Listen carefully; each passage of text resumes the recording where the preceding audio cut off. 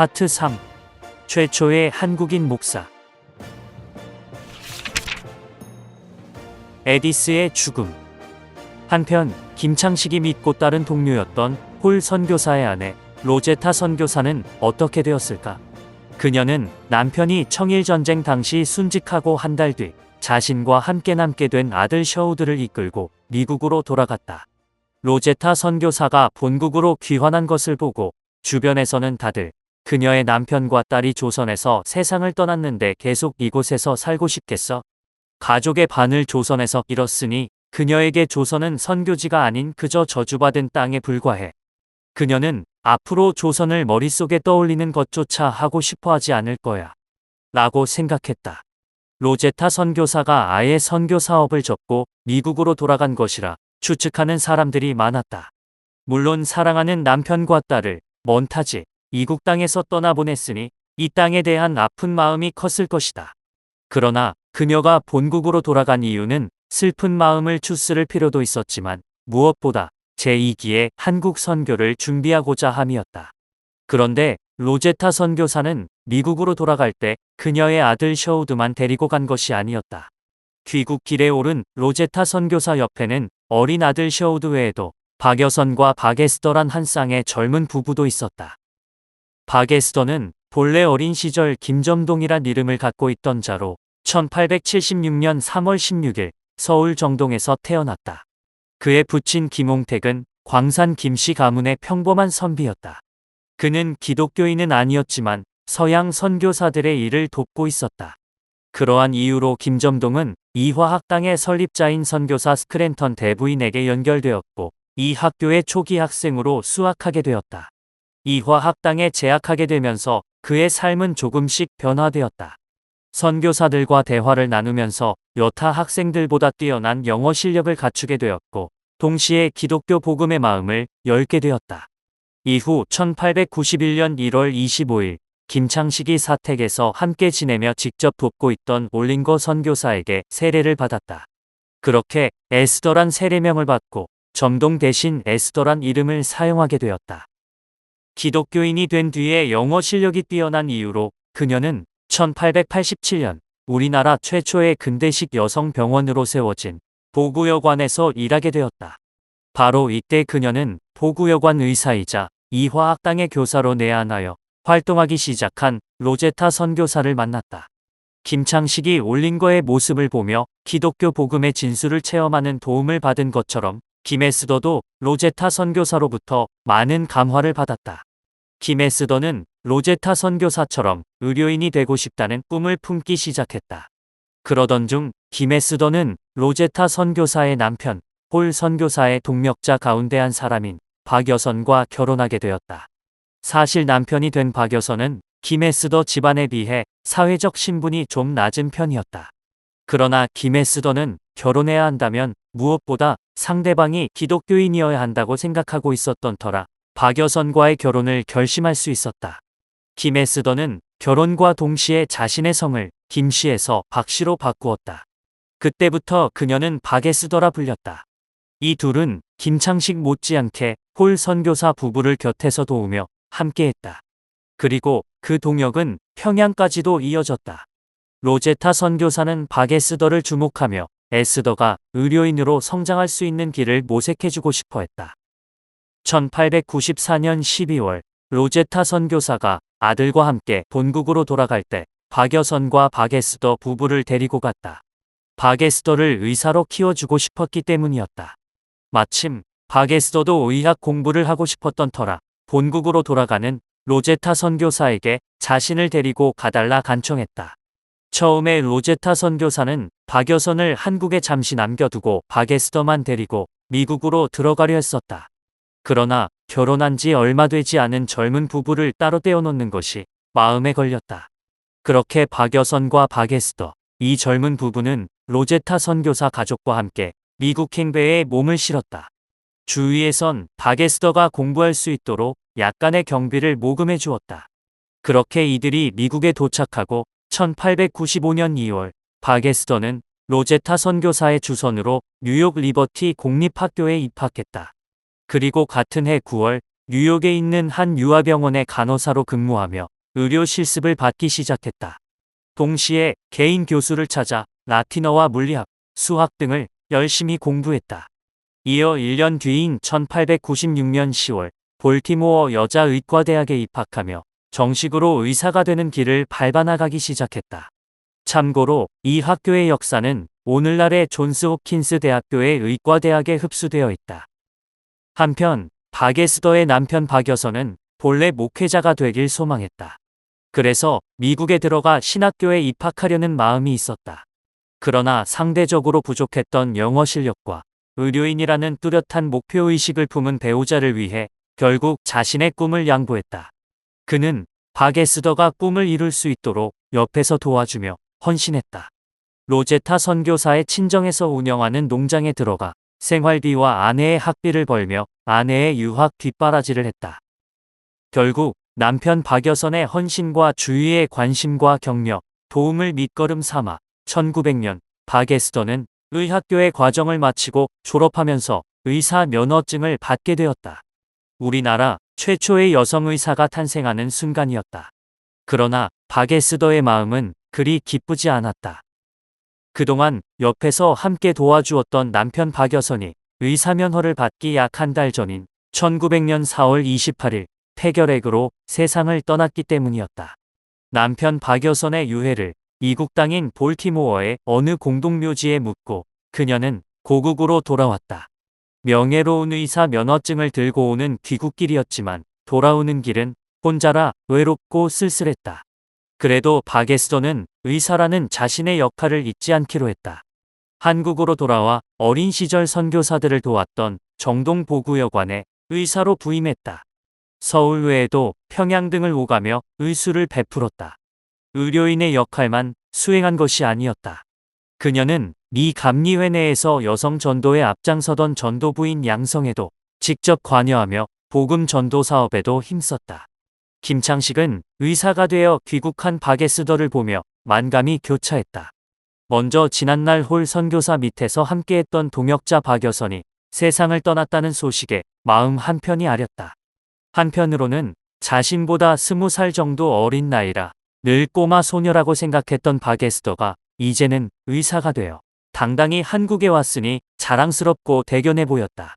그렇게 김창식은 자신의 조카뻘이던 바게스더의 귀국을 환영하고 축하하며 동시에 위로해 주었다. 이처럼 로제타 선교사가 본국으로 돌아간 이유는 조선에 아직 없었던 여성 의사를 양성하기 위한 목적이 있었다. 그러나 그것뿐만이 아니었다.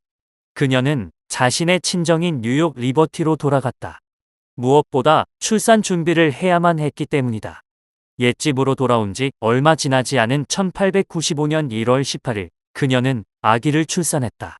아기의 이름은 폴 선교사가 살아있을 때 미리 지어두었던 에디스라 했다. 로제타 선교사는 그날의 기쁨을 일기에 남겼다. 꼬마 에디스는 내가 태어났던 이 집에서 파란 눈을 떴다. 아빠가 가장 좋아했던 이사야서 43장을 보면 두려워하지 말라. 내가 너와 함께하여 내 자손을 동쪽에서부터 오게 하며 서쪽에서부터 너를 모을 것이며라고 쓰여 있다. 아들 셔우드가 저 멀리 극동아시아에서 태어난 지 단 15개월도 지나지 않아 여동생 에디스가 16,000km나 떨어진 뉴욕 리버티에서 태어났다. 그러나 로제타 선교사는 셔우드와 에디스 두 명의 자녀를 양육하는데 전적으로 시간을 쏟기가 어려웠다. 사실 로제타 선교사는 평양에 들어가 선교 사역을 할 때부터 계속 마음에 한 가지 중요한 과제를 새겨두고 있었다. 그것은 조선의 시각장애인을 위해 일하겠다는 다짐이었다. 그 계기는 남편 홀 선교사가 평양에 들어가 처음으로 얻게 된 교인 오석형과 관련이 있었다. 오석형에게는 오복래라는 딸이 있었는데 그녀는 시각장애인이었다. 훗날 로제타 선교사의 아들 셔우드는 어머니가 오복래를 알게 되었던 그때와 관련하여 다음과 같이 기록으로 남겼다.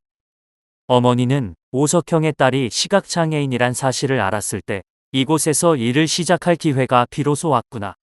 그 아이의 아버지는 기독교인이니 내 의도를 곡해하지 않겠지. 라고 생각했다.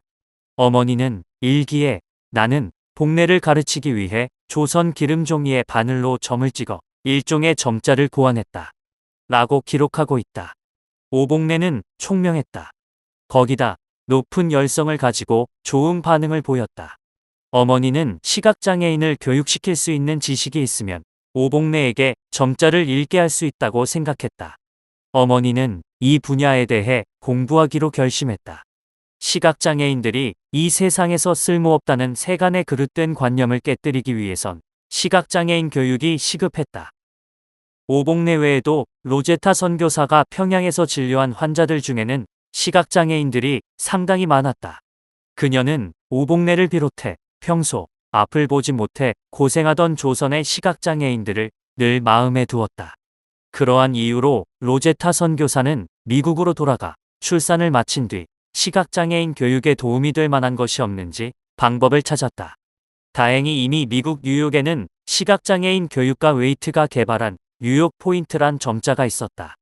여러 점자들을 비교해 본 끝에 로제타 선교사는 뉴욕 포인트가 한국인들에게 가장 적합하다는 결론을 내렸다.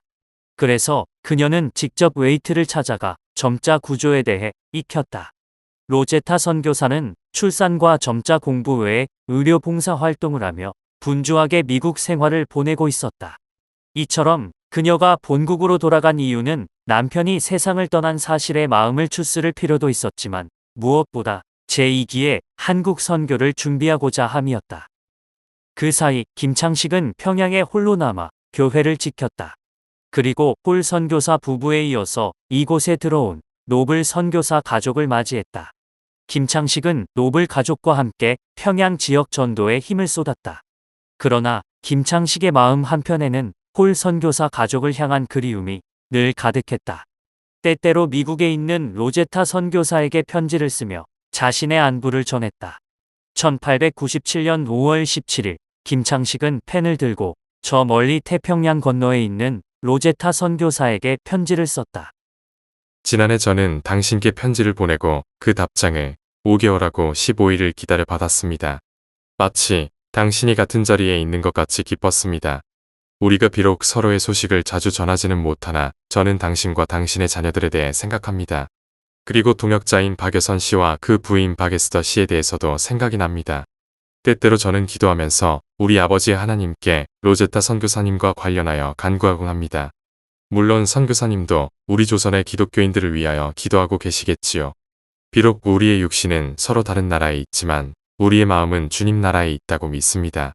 성경 말씀이 생각나는데 어느 날 예수님께서 베드로와 요한, 야고보를 산으로 데리고 가신 일이 있으셨지요. 그들은 그곳 산에서 모세와 엘리야를 보았습니다. 그리고 그들이 십자가에 대해 이야기하는 것을 들었습니다. 이 말씀을 생각하며 저는 느끼는 바가 있습니다. 그들이 매 시간 제가 우리의 사랑하는 홀 선교사님에 대해 생각할 때마다 느꼈던 것처럼 그들도 그런 느낌이 아니었을까 하는 생각 말이죠. 저는 예수 그리스도와 홀 선교사님, 그리고 저 자신이 베드로와 요한, 야고보처럼 산 위에 있다고 생각합니다. 비록 홀 선교사는 이 세상을 떠났지만 그가 우리에게 보여주고 가르치며 준비시킨 이 선교 사역을 우리는 앞으로도 계속 이끌어갈 것입니다. 그러다가 우리가 이 일을 끝낸 뒤엔 우리도 그 영원한 집에 들어가 그와 다시 함께 지내게 되겠지요. 홀 선교사님이 눈을 감고 우리 곁을 떠난 지 약 2년 동안 우리를 신앙적으로 격려하고 도와줄 미국인 선교사가 없었습니다. 그래도 우리들은 사랑하는 홀 선교사님의 가르침을 기억했고 모두 함께 모여 매일 성경 공부와 기도를 병행해 나갔습니다. 이 사역은 크고 빠르게 성장하였습니다. 현재 의사인 폴 엘 선교사가 이곳 평양에 들어와 있으며 노블 선교사도 이곳으로 오는 중입니다. 여기에 더하여 우리는 로제타 선교사께서 다시 한번 이곳으로 들어와 동역하기를 소망하는 바입니다. 김창식은 영어가 능숙하지 못했기 때문에 한국어로 편지를 보냈다. 반대로 로제타 선교사 역시 아직 한국어가 익숙지 못한 탓에 한글로 편지 쓰기란 쉽지 않았다. 로제타 선교사는 편지의 번역을 함께 미국으로 데리고 간 박에스더에게 부탁하곤 했다. 그러면 박에스더가 김창식의 편지를 영어로 번역하여 편지글에 담긴 의미를 정확히 전달해 주는 시기였다. 그렇게 김창식은 본국으로 돌아간 로제타 선교사와 간간히 안부 편지를 주고받았다. 그런 어느 날 김창식에게 반가운 소식이 들려왔다. 로제타 선교사가 한국으로 다시 들어온다는 소식이었다. 그녀는 아들 셔우드와 아빠를 한 번도 보지 못한 유복자, 딸 에디스의 손을 잡고 1897년 10월 11일 배편으로 한국을 향했다. 그렇게 그녀는 미국에서 제2기의 한국 선교 준비를 마치고 1897년 11월 10일 한국에 도착했다. 1894년 한국을 떠났으니 햇수로 3년 만이었다. 로제타 선교사는 그날의 기억을 일기에 담았다. 오늘은 셔우드의 4번째 생일이다. 자신이 태어난 날, 자기가 태어난 땅에 도착했다. 너무나 인연이 깊은 그 어떤 운명의 상징같이 느껴진다. 배가 제물포에 도착한 것은 오전 9시였다. 오전 10시 3판선을 타고 육지에 상륙했다. 4년 전 이 시간에 셔우드가 이 세상에 태어났다. 그러나 지금은 그를 반겨줄 사랑하는 아빠가 없다. 남편의 빈자리를 느끼며 로제타 선교사는 두 자녀와 함께 서울에 들어갔다. 며칠 뒤인 11월 24일, 그녀는 양화진 한강변에 있는 남편의 무덤으로 두 자녀를 데리고 갔다. 폴 선교사가 이곳에 묻힌 지 꼭 3년이 되는 날이었다. 이후 약 6개월간 서울에서 적응 과정을 마치고 1898년 4월 29일 자녀들과 서울을 떠나 제물포로 갔다. 그리고 배편으로 평양을 향했다. 그녀의 최종 목적지가 평양이었기 때문이다. 그렇게 1898년 5월 1일 로제타 선교사와 그녀의 두 자녀가 평양으로 내려왔다. 이곳에는 남편 폴 선교사의 소중한 동력자였던 김창식이 있었다. 그는 로제타 선교사가 한국을 떠난 이후로도 줄곧 그리워하며 이들을 위해 기도했다. 그런 김창식의 간절한 기도가 응답되어 이루어졌다. 김창식은 4년여 만에 만난 이들을 누구보다도 반갑게 맞이했다. 그리고 로제타 선교사와 함께 이뤄갈 평양 지역 선교를 기대했다. 그러나 문제가 있었다.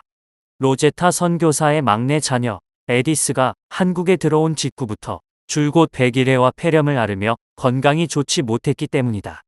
게다가 평양에 들어온 뒤부터는 이질로 병세가 더욱 중해졌다. 그러한 이유로 김창식은 로제타 선교사와의 재회로 인한 기쁨보다도 에디스의 건강 상태에 대한 걱정으로 근심스러운 시간을 보냈다. 김창식은 자녀의 건강 문제로 근심 속에 있는 로제타 선교사의 모습을 안쓰럽게 바라봤다. 도움을 주고 싶었지만 그가 할 수 있는 건 아무것도 없었다. 그저 에디스를 위해 하나님께 기도하는 것뿐이었다. 참고로 당시 로제타 선교사의 일기를 보면 에디스의 병세가 얼마나 위독했는지 알 수 있다. 1898년 5월 23일 앓기 시작한 월요일 이후 처음으로 안아서 흔들어 달라고 함. 정오전에 아무 도움 없이 2번 소변을 봄. 아침 8시부터 저녁 8시까지 7번 배변, 7번 구토. 에디스는 자주 코코아를 달라고 했고 간혹 물을 청하기도 했다. 한 번에 2에서 3드램씩 마심. 아침 일찍부터 대변이 변함. 피가 조금 섞여 있거나 전혀 없는 갈색 물 같은 설사. 오후 3시 손발이 차갑고 얼굴과 몸은 뜨거워짐. 체온 39.5도. 알코올 목욕을 한 번 더 해주고 발에 뜨거운 물 자루를 대어줌. 오후 5시 5분 체온 40도. 해열제를 한 번 복용한 후 39.5도로 떨어짐. 오후 6시 45분 초조해하며 한숨을 내쉼. 구역질을 함. 저녁 7시 15분 체온 38도. 저녁 7시 30분 위스키 신미님을 피하투여. 저녁 7시 50분 마지막으로 보바닌 같은 물질을 토함. 저녁 8시 오빠의 작은 숟가락으로 아이스크림을 조금 맛있게 빨아먹음. 이렇게 여러 번 작은 숟가락으로 받아먹고서는 더 이상 구역질을 안 함. 저녁 8시 25분 체온 41.1도 호흡 52 고비. 에디스를 안고 오후에 낮잠을 재울 때처럼 흔들어줌. 숨소리가 훨씬 더 가라앉았고 에디스는 만족스러운 것처럼 보임. 얼굴이 평온해지더니 숨소리가 점점 더 멀어져감. 에디스는 두 눈을 크게 뜨고 엄마의 눈을 바라보면서 그 어린 영혼을 주신 하나님께로 돌아감. 1898년 5월 23일 월요일 저녁 8시 40분.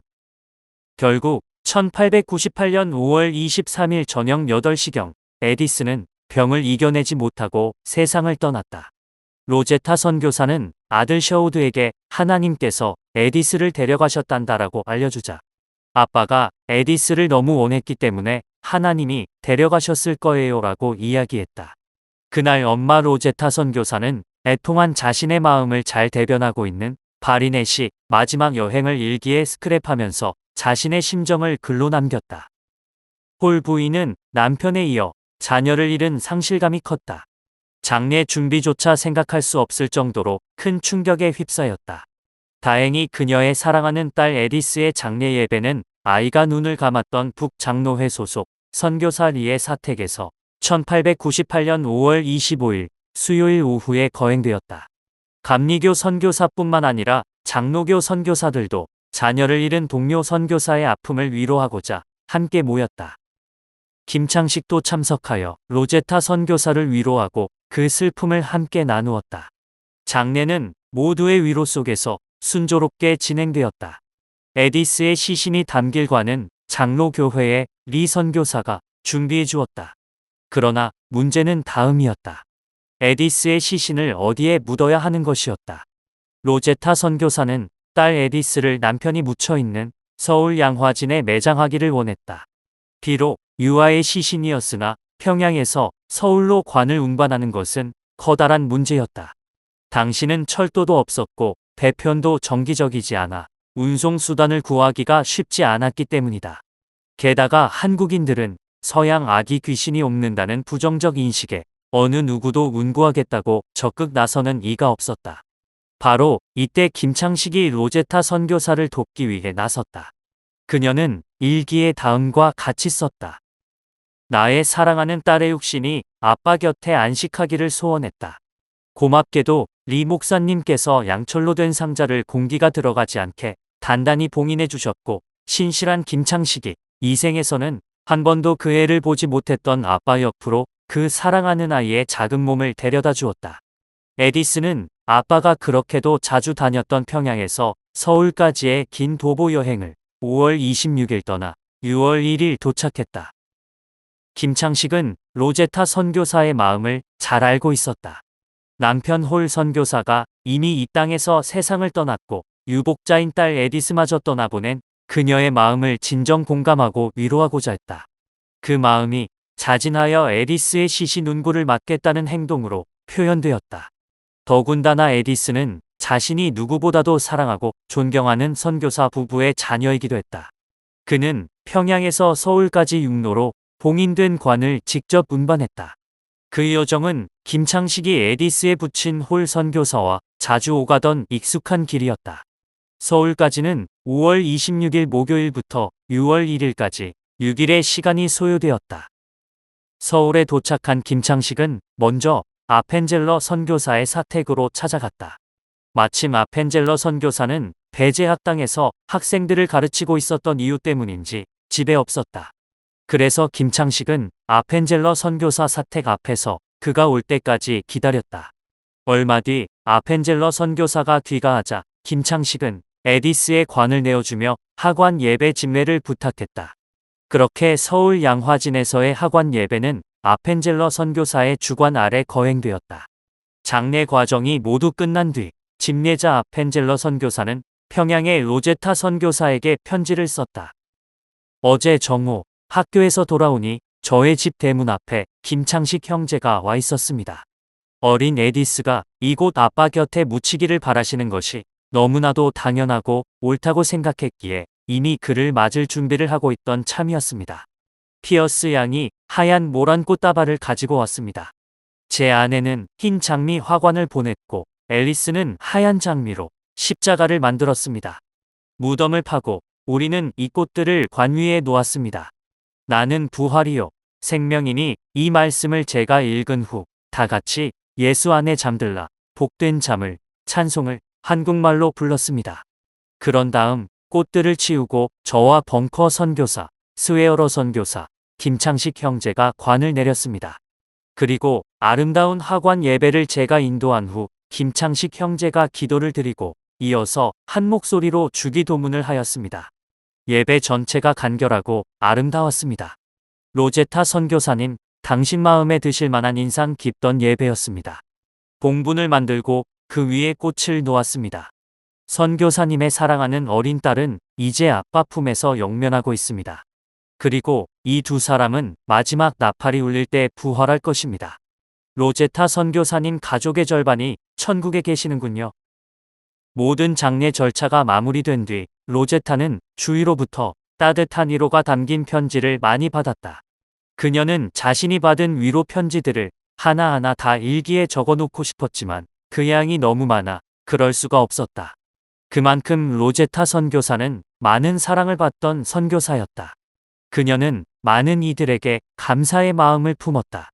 그 중에서도 에디스의 시신을 자청하여 직접 서울까지 운송해준 김창식에게 평생 고마워했다.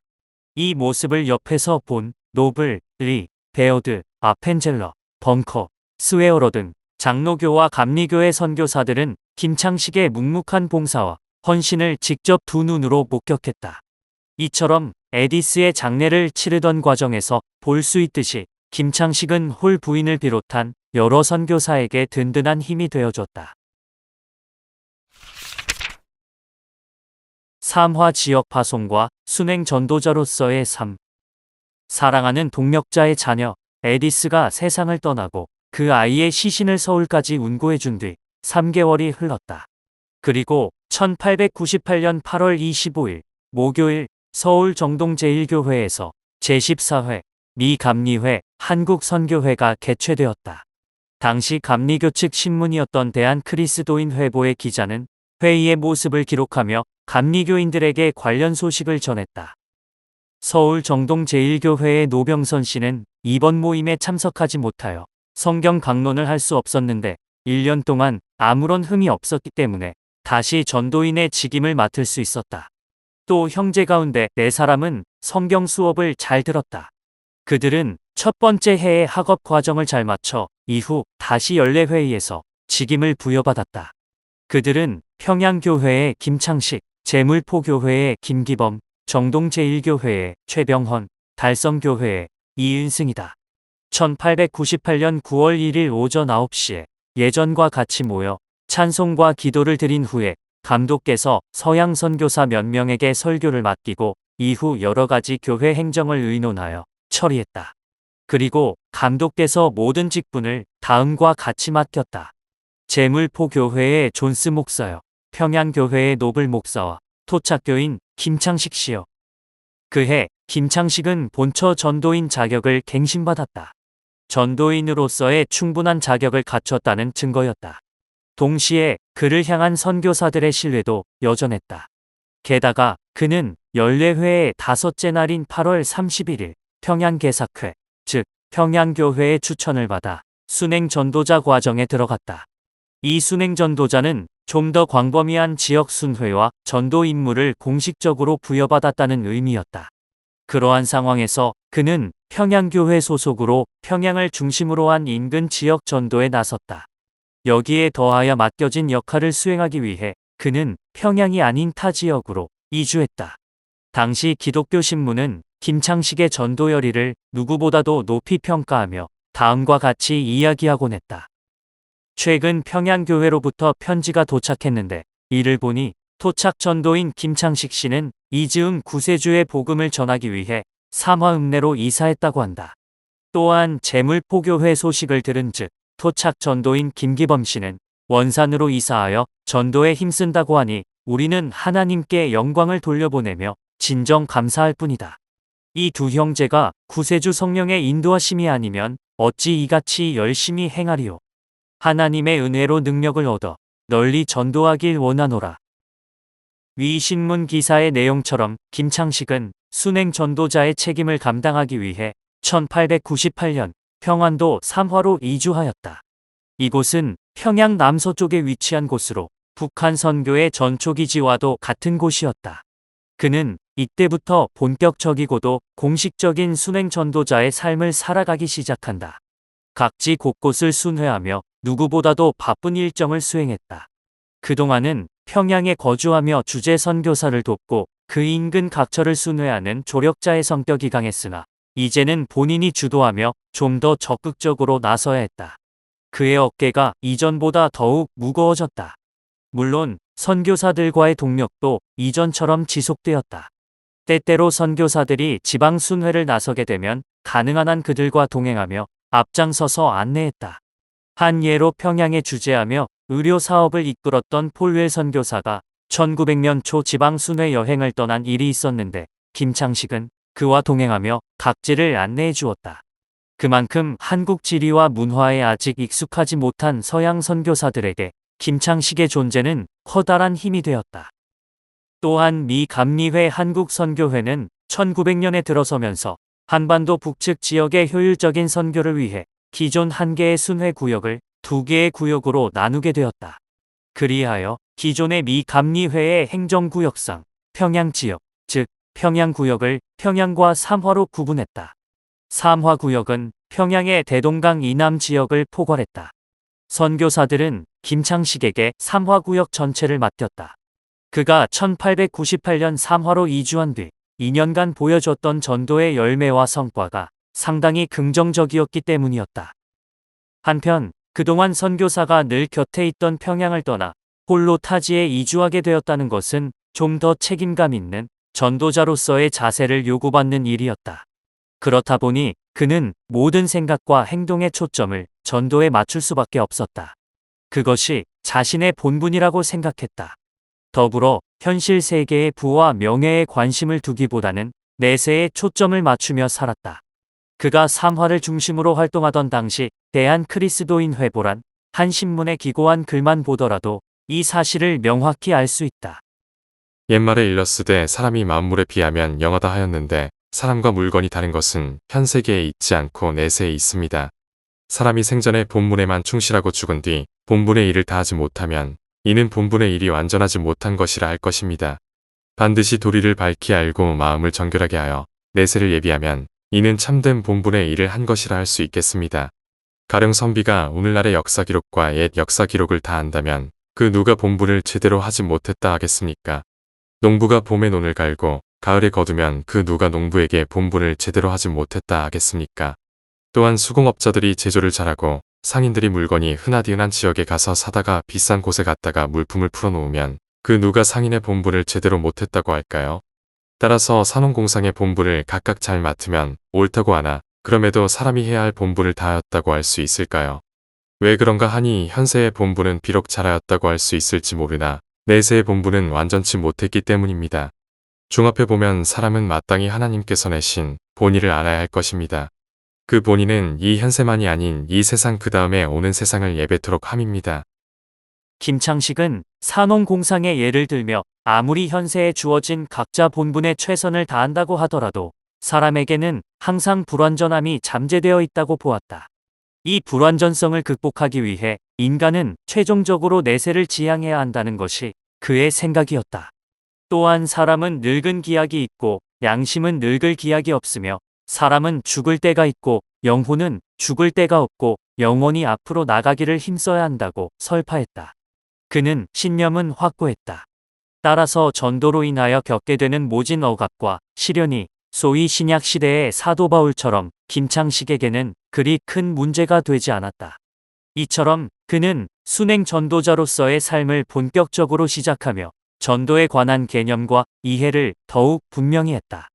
한 예로 김창식은 1899년 1월 대한크리스도인 회보에 글을 3차례에 걸쳐 연재한 일이 있었다. 이 글은 본래 교회론, 즉 교회란 무엇인가에 관한 질문과 그에 따른 답변이라 할 수 있다. 그러나 그 내용 안에는 당시 그가 정립한 전도의 개념이 동시에 짙게 담겨 있다. 배제학당, 달성예배당, 이화학당, 동대문 예배당, 제물포 예배당, 교황동 예배당, 홍해 예배당, 연안 예배당, 원산 예배당, 평양 예배당 등 이 모든 교회는 눈으로 보이는 모임이요 우리가 보지 못하는 모임이 있으니 이는 성부, 성자, 성령 삼위일체 되시는 하나님이 주님이라 하는 교회입니다. 누구든지 이 교회에 들어오신 형제는 참복 있는 자입니다. 원하기로는 모든 형제 자매들이 이 성령의 교회에 들어오기 바랍니다. 김창식은 교회를 크게 2가지 형태로 구분했다. 하나는 눈에 보이는 교회였다. 이른바 예배당을 중심으로 함께 모이는 신앙 공동체를 뜻한다.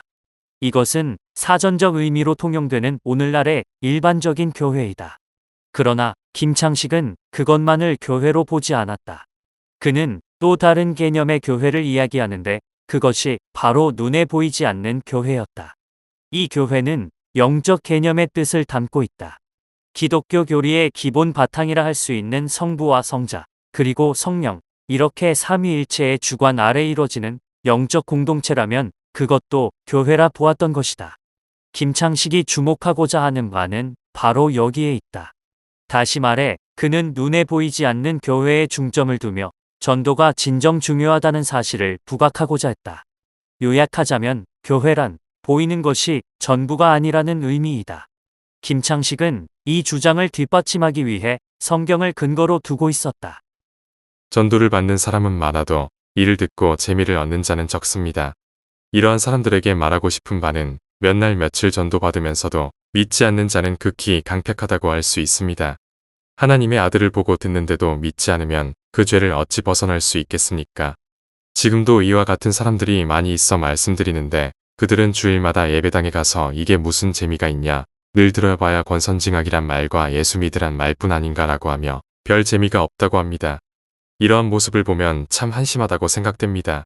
이를 비유하자면 어떤 이들은 처음 서양 음식을 맛보고 말하되 그것을 먹고 살 수 없다고 합니다. 이어 한국의 조밥과 된장만 못하다고 합니다. 그러나 한두 번 서양 음식에 재미를 붙여 보십시오. 참 좋은 음식이라고 말할 것입니다. 일단 교회에서 언급되는 주제와 그 내용에 익숙해야 한다는 말이다. 처음에는 생소할지 몰라도 반복적으로 듣고 그 의미를 곱씹다 보면 결국 익숙해지니 먼저 여기에 집중해야 한다고 강조한다. 그리고 그 익숙함이 몸에 배었을 때 결국 기독교가 말하는 진정한 의미와 중요성을 깨닫는 단계로 나아갈 수 있다고 본다. 김창식은 이를 재성, 즉 잊어버렸던 것을 생각하여 깨우치게 함의 개념으로 이해하며 복음 수용, 즉 전도의 첫 단계로 보았다. 그리고 재성의 단계를 거친 뒤에는 또 다른 단계로 도약해야 했다. 그의 말에 의하면 그것은 곧 권면이다. 그는 이어서 말한다. 무릇 교회를 세웠다 하고 모이는 사람이 몇십 명이 되다가 나중에 자연스럽게 없어져 버리면 그곳에선 다시 신앙 공동체 모임을 일으키기가 어려울 것입니다. 그러니 어디든지 예배당을 세우려고 할 때는 처음에 매우 조심하고 신중해야 할 것입니다. 또한 누구든지 기독교를 믿다가도 나중에 다시 세속적인 것을 쫓는 자는 후에 다시 한번 회개하기 어려운 것으로 합니다. 따라서 반드시 교회가 없어지는 위험을 막고자 한다면 한갓 허물을 고치고 주님께 돌아와 순종하고 복종만 해도 의미가 없습니다. 무엇보다 죄를 버리고 하나님께 은혜를 받지 못하면 결과적으로 쓸데없는 것이라 할 수 있겠습니다. 그러므로 우리 신앙 공동체가 귀신 섬기는 것을 버리고 예배당에 다니며 신약 성경을 좀 안다고 자랑만 해서는 안 될 것입니다. 우리가 기독교의 진리를 듣던 날부터 죽는 날까지 더욱 마땅히 기도하며 성령님께서 우리 마음에 늘 거하시도록 하고 도중에 없어지지 않기를 바람하지 않습니다. 김창식은 교회 출석에 재미를 붙이고 생활하는 단계에서 단순히 끝난다고 보지 않았다. 흥미를 지니고 신앙생활을 하다가도 혹여나 그 관심이 세속으로 한번 빠지게 될 때는 재차 기독교의 올바른 길로 회복하기가 쉽지 않다고 보았다. 이러한 신앙생활의 낙심과 이탈을 방지하기 위하여 개인 차원의 지속적 노력이 곁들여져야 함을 강조한다. 이것이 김창식이 말하는 권면의 단계이다. 이렇게 재성, 즉 깨달음과 권면이란 두 단계를 거칠 때야 비로소 마지막 단계로 진입할 수 있다. 그것은 위자, 즉 위로와 도움의 과정이다. 이와 관련하여 김창식은 강하게 주장했다. 위자로 말하자면 진정 주님을 믿고 쫓는 자는 주님께서 가장 사랑하십니다. 그들을 위하여 위로합니다. 하나님의 뜻을 쫓는 자는 현명하거나 어리석음, 가난하고 부유함을 물어나고 주님의 사랑하는 형제와 자매가 될 것입니다. 그는 깨달음과 권면 과정을 거친 뒤에는 결국 하나님의 위로와 도움을 얻게 될 것이라고 믿었다. 이처럼 김창식은 앞으로 모든 교회와 여기에 속한 모든 구성원이 위 세 가지의 단계, 즉 재성, 권면, 위자의 과정을 충실히 지켜 나아가도록 강력히 권고했다. 그런데 이를 전도의 관점에서 대치해보면 전도가 단순히 사람을 교회로 인도하는 것에 끝나지 않음을 알 수 있다. 즉, 진정하고 올바른 전도란 한 사람을 온전한 그리스도인으로 성장하는 데까지 책임져야 하는 과정이라 본 것이다. 그러한 의미에서 볼 때 이 세 가지 단계의 개념은 전도인 김창식이 갖고 있던 강한 책임감의 발로이며 그 표현이라고도 할 수 있다. 게다가 위 구조와 논리는 그가 속해 있던 감리교의 구원론과도 일맥상통하는 부분이 있다. 참고로 감리교는 18세기 영국 사회를 복음으로 변화하는 데 앞장섰던 존 웨슬리의 신학 사상을 추구한다. 즉, 하나님께서 값없이 주시는 은혜의 선물을 받아 우리가 믿음으로 의롭게 되고 죄로 인하여 죽어있던 우리가 영적으로 거듭나 새롭게 태어나며 성령 안에서 거룩하게 변화되는 것, 그렇게 그리스도인으로서 완전함에 나아가는 과정, 그것이 바로 웨슬리 신학에서 말하는 일반적 구원과 과정이다. 김창식은 전도인으로 살아가며 웨슬리의 신앙과 정신을 몸으로 체득하며 보여주고 있었던 것이다. 그렇게 그는 웨슬리 신학을 추구하는 미 감리회의 토착전도인으로 자격을 갖춰나갔다. 이와 같은 기본 이해를 바탕으로 적극적으로 전도에 나섰다. 여기에 성실함이 더해져 그의 삼화 지역 전도 사업은 나날이 발전했다. 1900년 초 이 지역을 방문했을 때 김창식의 안내를 받은 평양 주재 의료 선교사 폴 웰은 당시의 경험을 아래와 같이 적어 미국 교회에 알렸다. 이 삼화 지역은 12,000명이 거주하는 규모의 행정도시입니다. 이곳은 평양과 진남포 사이에서 우리 선교 사업의 중심적 자리에 위치하고 있습니다. 김창식은 몇 년 전 우리 평양교회에서 이곳으로 파송받았습니다. 그는 이 일에 적합한 자로 우리의 선교 사업은 매우 성공적으로 이루어지고 있습니다. 김창식이 삼화에 왔을 때 이곳엔 단지 7명의 학습인만 있었으나 현재는 42명이 있습니다. 예배 설교는 시간이 허락하는 한 주변 마을을 신방하는 것 외에 매주 2번씩 이뤄집니다. 폴웰 선교사가 보기에 삼화 지역을 맡고 있던 김창식의 전도 활동은 매우 적극적이었다. 그렇게 선교사들은 김창식의 활동이 시간이 흐르면 흐를수록 성공적인 열매를 맺는다고 생각했다. 폴웰이 직접 김창식의 성실하고도 열정적인 활동을 직접 두 눈으로 확인했던 것이다. 폴웰 선교사는 좀 더 구체적으로 김창식과 함께했던 지방 선교 여정에 대해 이야기했다. 삼화에 도착한 이튿날 아침, 김창식과 저는 3마일 떨어진 마리를 방문하기 시작했습니다. 우리가 도착했을 때 모든 이들이 논에서 수확을 하고 있었기 때문에 우리는 남성과 여성들이 들어올 때까지 기다렸습니다. 한국인 동역자 김재선이 마태복음 5장 1절에서 12절을 읽었고, 이어서 제가 작은 기독교 공동체인 이 모임을 독려하고 격려하기 위해 기도와 말씀을 전해 주었습니다. 우리는 삼화로 돌아와 저녁에 우리 교회에서 예배를 드렸는데, 이때 나는 마태복음 5장 14절에서 16절을 갖고 말씀을 전했습니다. 그 후에 몇몇 사람들이 우리로부터 의약품과 서적들을 구입했습니다. 이어 다음 날 아침, 우리는 10마일 떨어진 독동고를 향해 떠났습니다. 사람들이 우리 토착전도인인 김창식에게 외국인 설교자가 방문해 줬으면 좋겠다고 요청했는데, 저는 이 기회를 얻게 되어 매우 기뻤습니다. 김창식은 그들은 마음을 보길 간절히 바랍니다라고 말했습니다. 마을에 들어서자 우리는 그 마을 대표 가운데 한 사람인 김 씨를 만났는데, 그는 우리를 집에서 환영해 주었습니다. 이 마을은 구성원들 모두가 서로 돈독하고 친밀한 관계로 지내고 있습니다.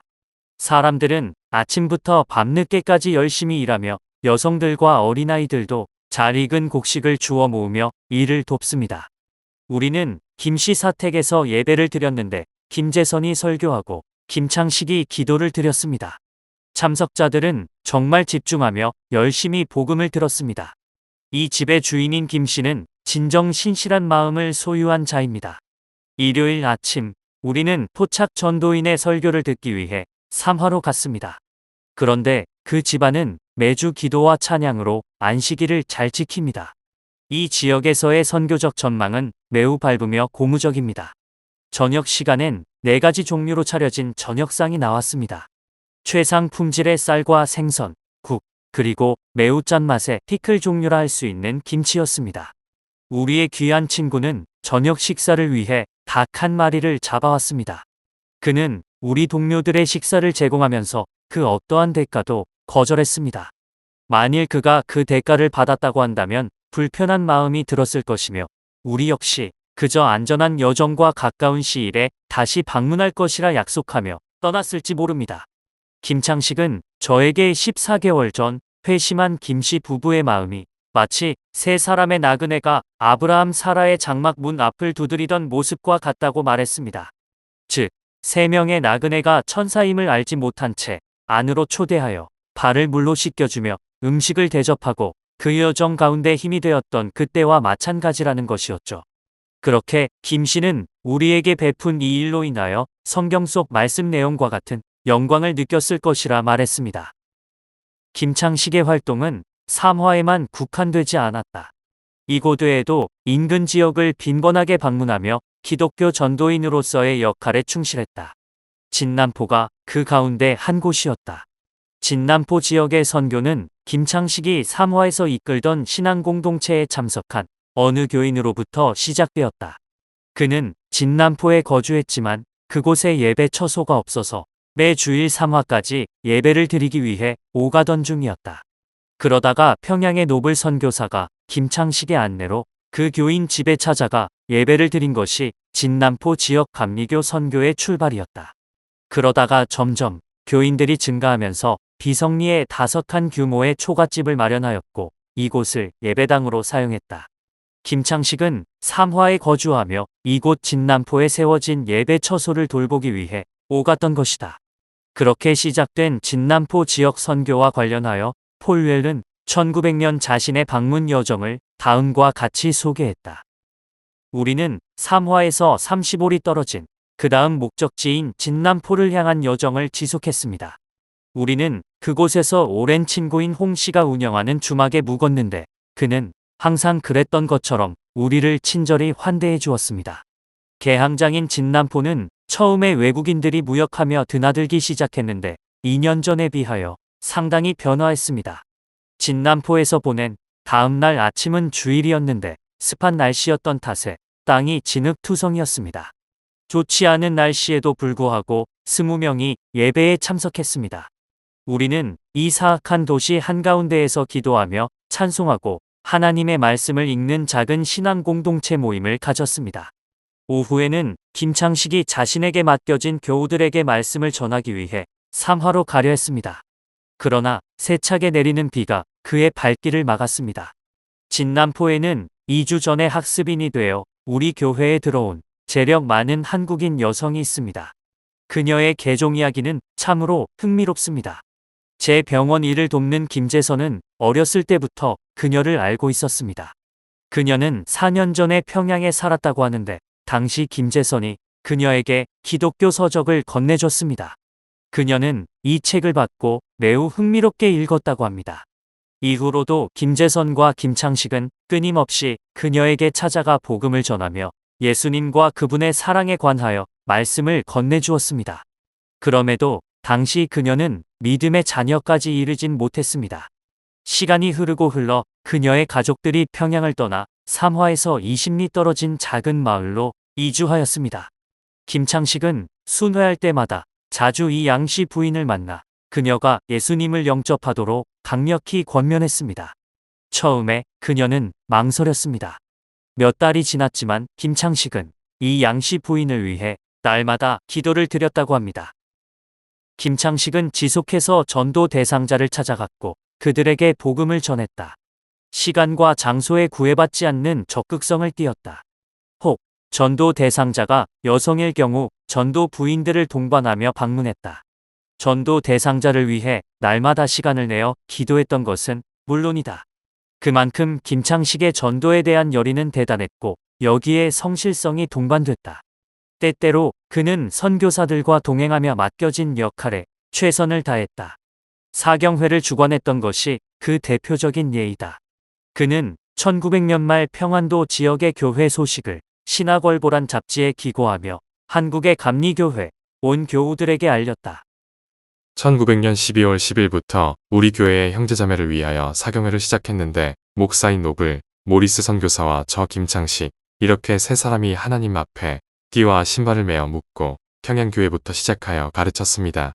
로마서 1장부터 4장까지 다루었는데 2주 동안 진행되었으며 폐회했다가 10여일 후에 사마덕동에 가서 일주일간 로마서 5장부터 7장까지 하고 폐회했습니다.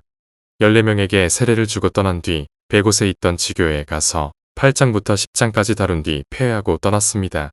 다시 사마 예배당에 가서 12명에게 세례를 주고 강서 예배당에 가서 진행하려는데 성 안에 볼 일이 있어 잠깐 들어갔다가 일주일 뒤에 제자 강서 예배당에 가서 로마서 11장부터 12장까지 다루었습니다. 그리고 다시 성 안으로 들어와 일주일 뒤에 경전 예배당에 갔습니다. 그곳에서 13장부터 16장까지 가르치고 폐회했는데 그곳에서 18명에게 세례를 준 뒤 떠났습니다. 이어 금당리 예배당에 가서 12명에게 세례를 주었고 대령매 예배당에 교인들을 만나러 갔습니다. 그런데 마침 교인 중 한 명인 강기환 씨가 별세하여 선교사인 노블 목사 및 여러 교인들이 모두 모여 장례를 치르고 이어 함종 봉황제로 갔습니다. 그곳에서 12명의 학습인을 세웠고 증산 예배당에 가서는 21명에게 세례를 준 뒤 평양에 돌아왔습니다. 그동안 우리가 한 일은 로마서 한 권을 꼼꼼히 해석하여 문답책으로 만들고 75명에게 세례를 주는 것이었습니다. 또한 이 지역들을 처음 방문했던 모리스 선교사는 모든 예배당을 찾아가 인사할 수 있는 기회를 가졌습니다.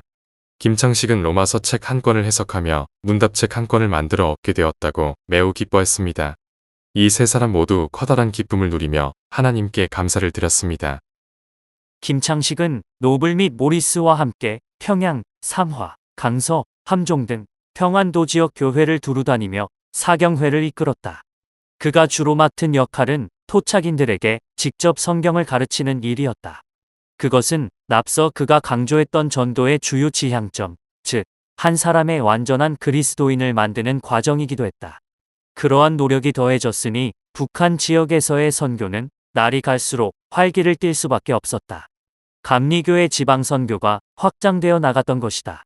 결국 점점 넓어지는 지방선교 영역을 좀 더 효과적으로 관리하기 위한 논의가 선교사들을 중심으로 이루어졌다. 그리고 그 고민은 1901년 서울 상동교회에서 개최된 제17회 미 감리회 한국선교회 연례회의에서 다뤄졌다. 그 결과 그해 연례회의가 마무리되면서 감리교회의 행정구역이 새롭게 조직되었다. 1901년에는 한반도 북측 지역을 전담하는 한국 북지방이 조직되었고 그의 하에 평양과 삼화, 진남포 등 여러 교회들이 속하게 되었다.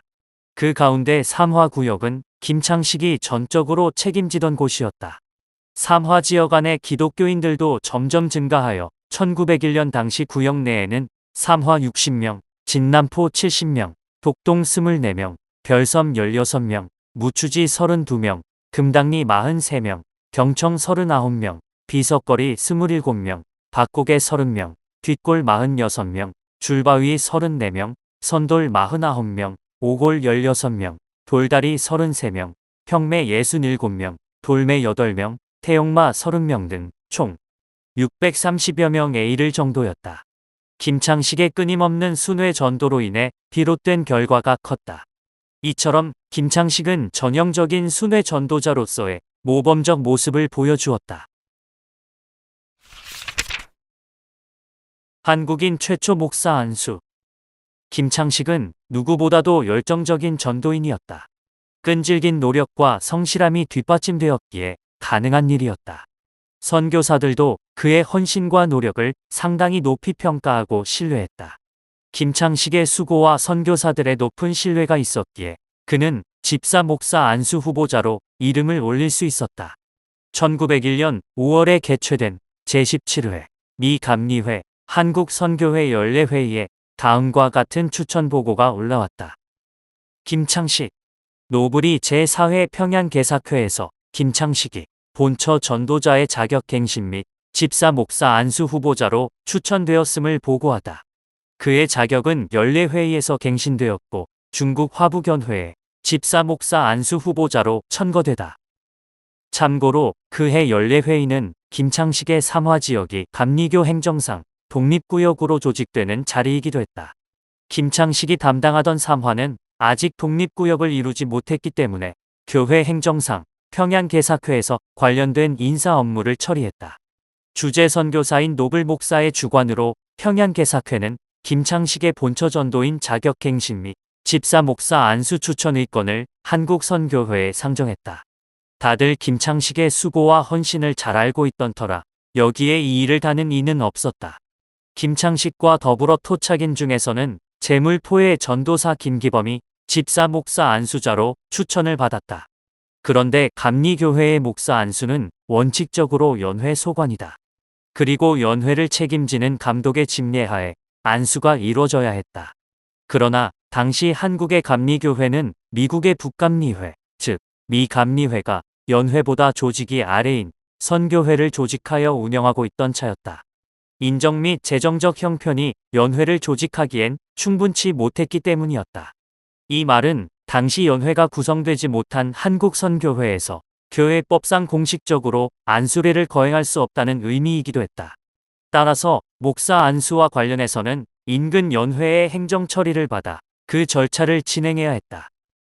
다행히 미 감리회 중국 선교부가 이미 연회를 조직한 상태였다. 이에 한국선교회는 교회 행정상 중국의 미 감리회 화북연회를 통해 목사 안수 절차를 진행시켰다. 물론 실제 안수례는 한국에서 행했다. 안수례를 집례할 감독이 부재한 상황에는 매년 동아시아를 순방하는 미 감리회 감독의 내한에 맞춰 한국선교회 연례회의에서 거행하기로 했다. 다시 말하면 사후 승인과 같은 성격이었다. 그렇게 감리교 교회법상의 목사 안수와 관련한 문제를 하나씩 해결해 나갔다.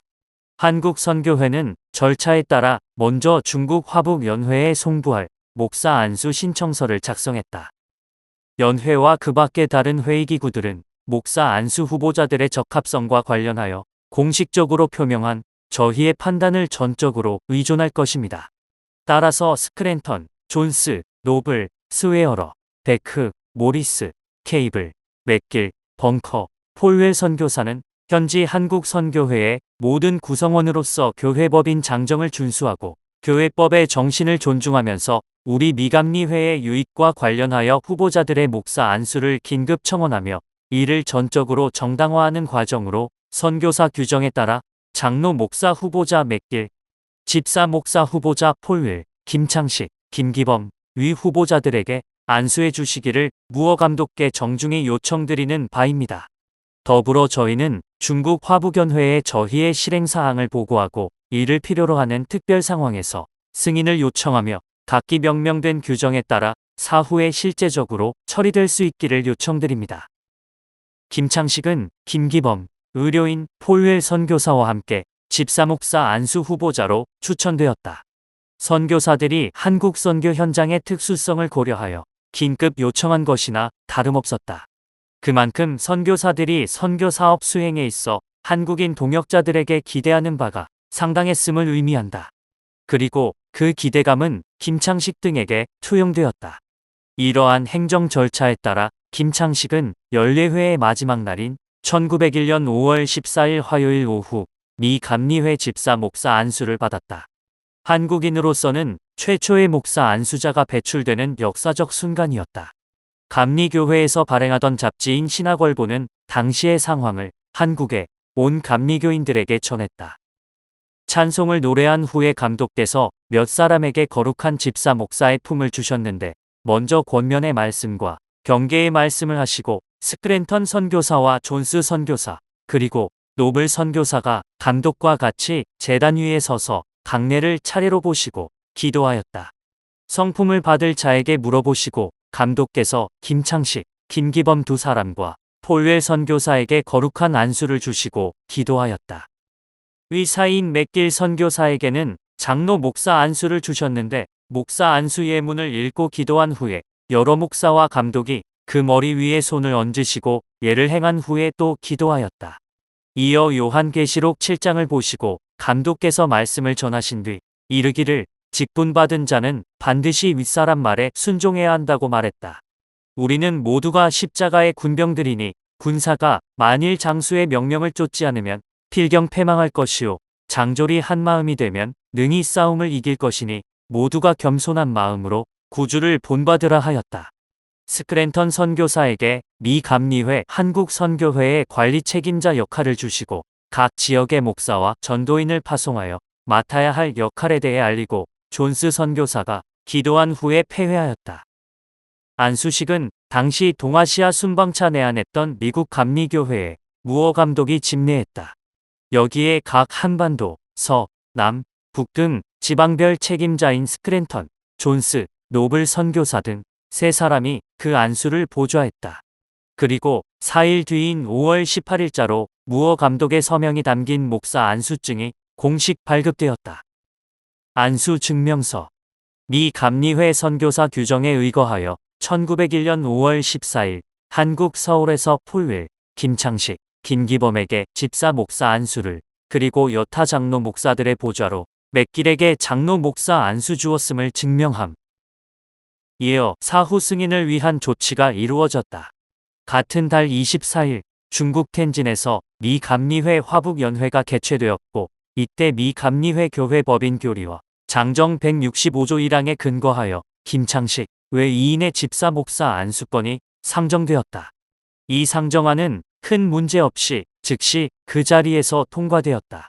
그동안 형식상으로는 중국 화북연회 소속의 학습인 신분이던 김창식 외 2인은 이번 목사 안수례를 통하여 공식적으로 한국 선교회의 집사 목사 직분을 얻게 되었다.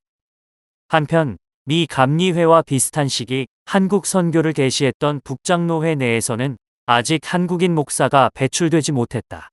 그렇다 보니 장로교 측에서도 이번 미 감리회의 첫 번째 한국인 목사 안수 소식에 주목했다. 한국 교계 전체에서 김창식과 김기범 두 사람에게 거는 기대가 적지 않았음을 의미한다. 장로교 측 신문인 그리스도 신문은 이 소식을 장로교인들에게 알렸다. 미이미 교회를 혹은 감리교회라고도 하는데 이들은 며칠 전부터 연례회의를 개최하고 우리 대안의 형제 가운데 김창식 씨와 김기범 씨 두 분을 택하여 세례주는 집사로 삼았으니 이 두 사람은 여러 해 전부터 주를 위하여 좋은 증인이 되었다. 또한 이들은 이제부터 흩어진 양을 위하여 좋은 목자가 될 터인데 김창식 씨는 평양 노블 목사와 같이 있게 되고 김기범 씨는 제물포의 존스 목사와 같이 있게 되었더라. 타 교파가 주목하며 신문에 그 소식을 알릴 정도였으니 미 감리회 내부에서 김창식과 김기범에게 거는 기대는 어느 정도였을지 쉽게 짐작할 수 있을 것이다. 연례회의가 폐회하고 한 달 뒤 감리교회 측의 잡지 신학월보는 한국인 목사 안수례에 중요한 의미를 부여하며 온 교우들에게 전했다. 대한의 여러 예수교회를 보면 지금까지 목사 성품 받은 대한 형제가 없었다. 그러나 이번에 김기범, 김창식 두 사람은 모든 대한 형제 가운데 비로소 처음으로 이 엄중한 직분을 맡게 되어 치하해야 할 것이다. 첫째는 대한 교회 중에 성품 받을 만한 형제가 있으니 교회를 치하하며 둘째는 이 두 형제를 치하해야 할 일이로다. 우리가 모든 교회의 형제자매에게 부탁하는 바는 김창식, 김기범 두 형제를 위하여 간절히 기도해 주었으면 한다. 신학월보는 한국 기독교 역사상 첫 번째 한국인 목사 안수란 그 상징적 의미를 무엇보다 강조했다. 또한 개인의 명예를 넘어 미감리회, 아니 한국교회 차원에서 기념해야 할 마땅하고도 커다란 사건이라고 높이 평가했다. 이와 더불어 김창식과 김기범의 목사 안수로 한국교회 내 한국인들의 위상이 높아진 것도 사실이다. 즉, 이 사건은 한국인이 그간 서양 선교사의 조력자에 지나지 않던 기존 이미지를 상쇄하는데 일정 부분 긍정적인 영향을 끼치게 되었다. 바꿔 말하자면 한국인의 자립 목회와 자진 전도가 가능한 길을 열게 되었다는 점에서 의미가 있었다. 이처럼 김창식의 목사 안수는 그해 한국 선교회의 연례회의에서 가장 중요한 사건이라 해도 과언이 아니었다. 한국인 최초 목사 안수 소식을 전했던 감리교회의 기자도 이 점을 강조했다. 이번 연례회의에서 제일 중요한 것은 전도사 가운데 김창식과 김기범 두 사람을 선정하여 성품 주신 것이다.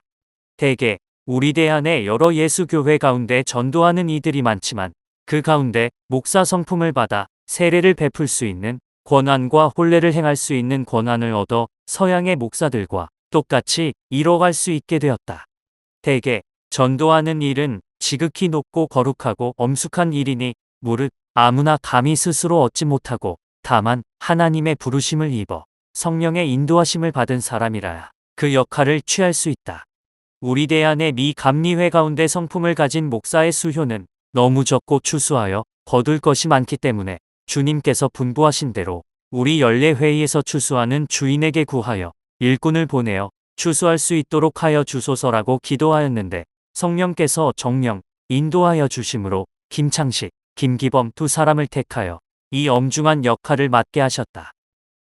김창식이 안수받은 1901년 당시는 목사, 그 중에서도 한국인 목회자 배출이 시급히 요구되던 때였다. 지방별 전도 사업과 교인들의 요청을 충족시키기 어려울 정도로 목사의 수가 절대 부족했기 때문이었다. 그렇다고 선교지 필요에 따른 충분한 선교 인력을 미국 등 서양으로부터 절대적으로 기대하는 것도 여의찮았다. 또한 체계적인 신학 훈련과 철저한 검증 작업 없이 한국인들에게 목사 안수를 주는 것도 허용하기 어려웠다. 목사 안수의 남발로 질이 낮은 목회자가 배출될 우려가 있기 때문이다.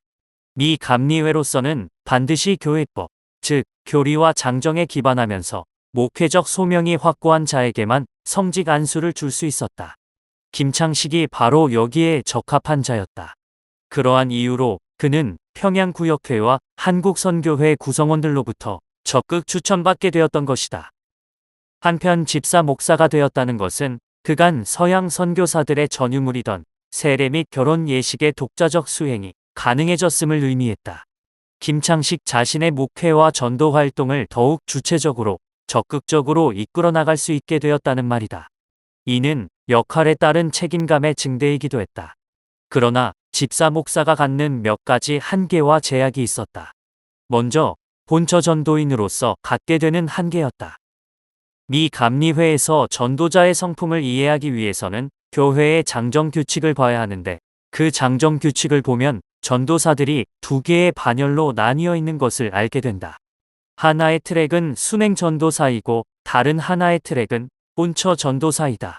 순행하는 전도사들은 감독의 처분대로 순행하면서 전도하는 이들인데 이들은 신학 공부를 마치고 졸업장을 받은 전도인이다.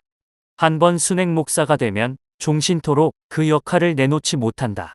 그저 감독이 가라고 하는 대로 어디든 그곳으로 가서 전도해야 한다. 또 다른 본처 전도사는 순행하며 전도하지 않는다. 다만 장로사와 목사가 지시하는 대로 거주지에서 본업을 하며 전도하는 역할이다. 또한 순행하며 전도하는 목사라면 견습 기간 중 본처로서의 역할을 한참 하다가 나중에 순행 과정에 올라갈 수 있다. 그런데 우리 대한의 형제 김창식, 김기범 두 사람은 아직 신학 공부를 졸업하지 못한 까닭에 본처 과정에 있는 중이다. 그러나 장차 순행 과정으로 올라갈 수 있게 될 것이라 믿는다. 위 기사의 내용을 좀 더 쉽게 설명하자면 다음과 같다. 선교 초기 미 감리회는 복음 전도자를 순행 전도자와 본처 전도자 두 그룹으로 구분했다. 전자는 감독의 지시를 받아 맡은 지역을 두루 다니며 책임지는 역할이었다.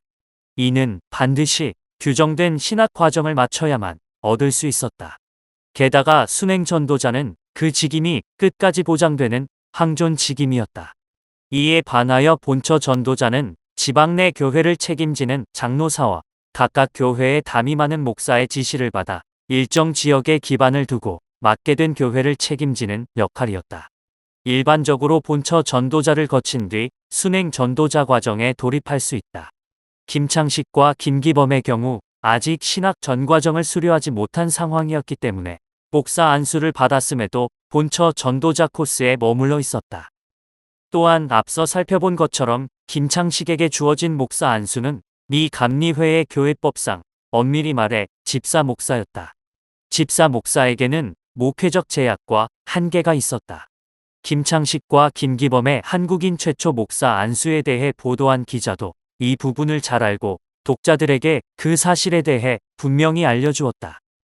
미 감리회의 장정 규칙을 보면 목사의 성품이 두 가지 있다. 이는 정품과 종품인데 정품은 이른바 장로라 하며 종품은 집사라 한다. 집사 성품을 가진 사람은 교회의 예식을 대부분 행할 수 있지만 성만찬을 집례하지 못한다. 이예전은 장로 성품을 가진 이가 행할 때 곁에서 보조할 수 있을 뿐이다. 즉, 집사 목사 안수를 받은 성직자는 세례와 혼인 예식을 주관할 수 있지만 성만찬은 홀로 집전하지 못했던 것이다. 집사 목사가 성만찬을 하려면 반드시 장로 목사 성품을 받은 자가 옆에 있어야 했고 그들을 보좌하는 역할에 지나지 않았다. 그러한 이유로 김창식의 집사 목사 안수는 한국인 최초의 목사라는 한국 기독교 역사의 주요한 사건이었지만 동시에 서양 선교사들과 동등한 권한과 영역을 얻은 성과까진 이르지 못했다. 그럼에도 불구하고 1901년 5월 김창식에게 주어진 목사 안수는 한국 기독교에서 얻게 된 첫 번째 성직 안수였기 때문에 그 자체만으로도 상당한 의미가 있었다. 이 땅에서 본격적으로 개신교 선교가 개시된 지 15여 년이 경과하고 이뤄진 뜻깊은 사건이었다. 겸손함을 추구한 목회자. 김창식은 자신에게 목사 안수례가 주어진 것에 대한 의미를 잘 알고 있었다. 그래서 그는 목사 안수를 받은 이후 자기 관리에 더욱 신경 썼다. 무엇보다 겸손한 목회자가 되고자 노력했다. 혹여나 주변으로부터 거만하다거나 사람이 변했다는 소리를 듣지 않도록 늘 스스로 다잡았다. 연례회의 당시 자신에게 목사 안수례를 주관했던 무어 감독도 김창식을 비롯한 목사 안수자들에게 이 부분을 경계하라고 강조했다. 무어 감독은 신약 성경 요한계시록 7장을 토대로 직분을 받은 자는 반드시 윗사람의 말에 순종해야 할 것입니다. 우리는 모두가 십자가의 군병들이니 군사가 만일 장수의 명령을 따르지 않으면 반드시 패망하게 될 것이기 때문입니다. 장졸이 한마음이 되어야만 능히 싸움에서 이길 수 있습니다. 그러니 모두가 겸손한 마음으로 구주를 본받아야 합니다라고 권면할 정도였다. 김창식은 무어 감독의 권면과 그 핵심 내용을 잊지 않았다. 목사 안수받은 그해 한 번은 동료 전도인인 이은승이 평양으로 이주하게 되었는데 김창식은 이 모습을 다음과 같이 기억했다. 서울 달성 예배당에서 사역하던 이은승 선생은 1901년 7월 24일 평양에 내려가 조그마한 초가집을 얻었습니다. 그런데 그 초가집이 너무 작고 협소하여 활용하기가 매우 어려웠습니다.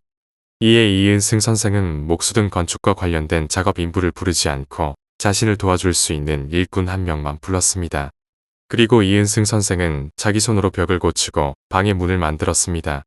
이어 담을 쌓고 대문을 세우며 문 앞에 흙으로 돌들을 쌓아 노출하던 집을 깨끗하게 정리했습니다. 이 모습은 사람이 거주하기에 충분하고도 남았습니다. 이것을 보니 이은승 선생이 돈도 효과적으로 절약하는 것만 아니라 마음까지 겸손하다는 것을 보게 되었습니다. 저는 그 모습을 보며 너무 감사했습니다. 많은 이들이 서울을 살기 좋고 시골은 살고 싶지 않다는 마음을 갖고 있습니다. 그러나 이은승 선생은 기쁜 마음으로 서울을 떠나 시골로 내려왔던 것입니다.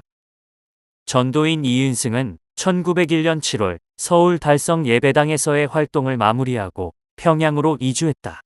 평양에서 자신의 사택을 얻어야 하는 과정 가운데 그는 작은 초가집을 선택했다. 게다가 허름한 주거지를 되도록 타인의 도움을 받지 않고 스스로 수리하며 가꾸었다. 일꾼을 고용할 돈이 없던 것도 아니었다. 소유한 돈이 있었음에도 이은승은 굳이 스스로 이 일을 감당하며 노동했다. 절약하기 위해서였다. 김창식은 이러한 이은승의 모습을 주목하며 겸손이란 단어를 다시 한번 되새겼다. 그것은 무어 감독이 김창식에게 안수를 행한 직후 강조했던 권설의 핵심이기도 했다. 또한 김창식은 이와 비슷한 성격의 깨달음을 비유로 들며 글을 써서 신학월보에 기고했다. 그 이야기는 다음과 같이 시작한다. 옛적에 두 사람이 길을 가면서 서로 이야기하다가 한 사람이 말하되 내가 전에 이상한 물건을 보았는데 그 모습이 뱀 같고 꼭 물고기 같기도 했습니다. 그 꼬리가 길고 그 움직이는 것이 포복하여 천천히 움직이고 그가 남색 빛깔을 띠고 있었는데 어느 한 사람이 가리키며 이 물건은 남색이 아니라고 했습니다. 이어 그가 전에 태양을 향해 누웠을 때 자세히 보니 그 빛깔이 녹색이라 했습니다. 그러면서 이 두 사람이 서로 다투며 자기 눈이 옳다고 하는 것이었습니다. 이렇게 다투던 때에 또 다른 어떤 자가 이 두 사람에게 다가왔습니다. 두 사람은 자신들에게 다가온 이자에게 그 물건이 남색인지 아니면 녹색인지 각기 물어봤습니다.